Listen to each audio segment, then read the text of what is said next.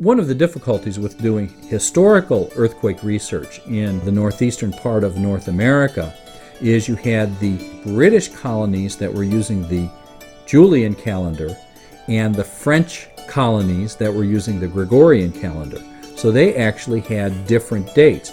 The shift in dates is 10 days before 1700, it's 11 days after 1700, but it's even more confusing than that, because in the Julian calendar, the first day of the new year is March 25th.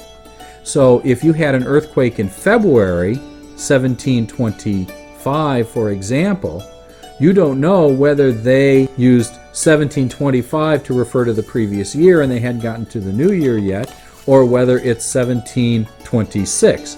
And in fact, sometimes you will see written 17, for instance, 2425. They'll actually use a hyphen or a dash or something to indicate this possible problem in the year for the first couple months. So sorting out dates in earthquake reports is something very important, and seismologists have often made mistakes where they've double entered earthquakes because they will find one report that will report a Julian date and one report that will report a Gregorian date.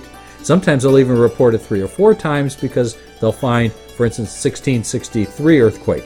You find that earthquake gets reported in February 1663, it gets reported in February 1662, it gets reported in January 1663, and it gets reported in January 1662.